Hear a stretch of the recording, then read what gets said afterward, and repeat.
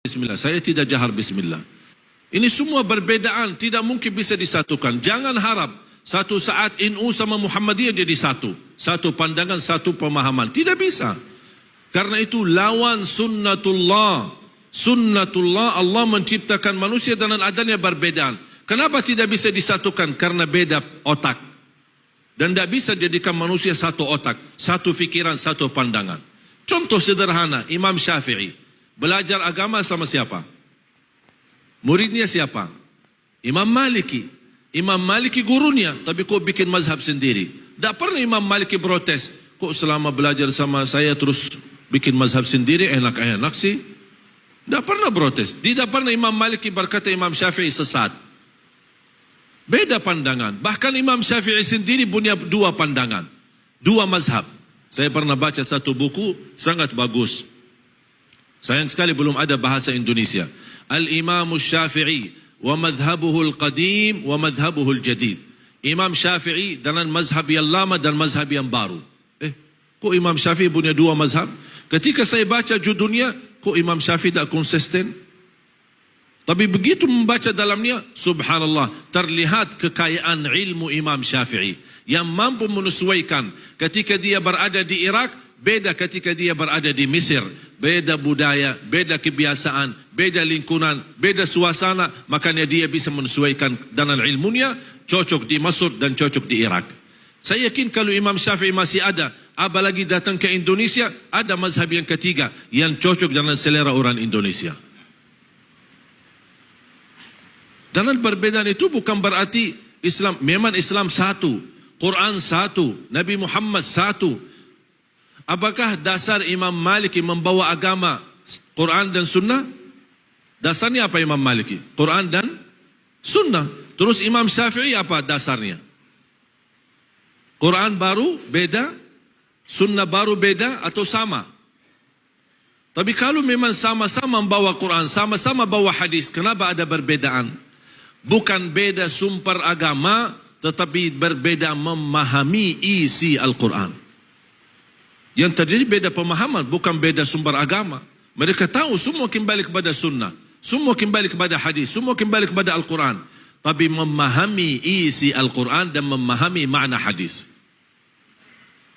Jangankan berbeda antara Imam Malik dan Imam Syafi'i. Antara sahabat, yang guru mereka adalah Nabi Muhammad sallallahu alaihi wasallam. Yang mereka ahli bahasa Arab murni, yang memahami bahasa Arab, yang memahami isi Al-Quran, tidak perlu dijelaskan. Tetapi banyak hal terjadi berbeda pemahaman di antara sahabat, sedangkan Rasulullah SAW membawa satu perintah. Kisah yang masyhur, hadis yang masyhur, hadis kisah Yahud Bani Quraidah. Ketika Rasulullah SAW memerintahkan mereka, kalian salat asar di Bani Quraidah. Mereka salat zuhur sama Rasul, kemudian berjalan menuju menjalani tugas ke kampung Bani Quraidah. Apa perintah Rasul? Jangan kalian salat asar kecuali di Bani Quraidah. Kalian salat asar di kampung Bani Quraidah.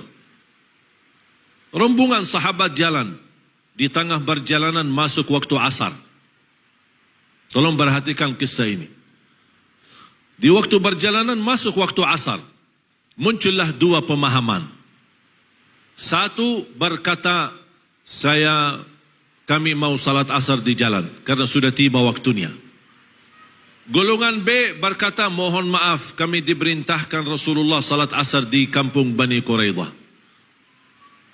Beda pemahaman. Mereka berdebat untuk saling menjelaskan. Golongan A yang berkata kami salat di jalan karena kami belajar salat itu lebih afdal di awal waktu.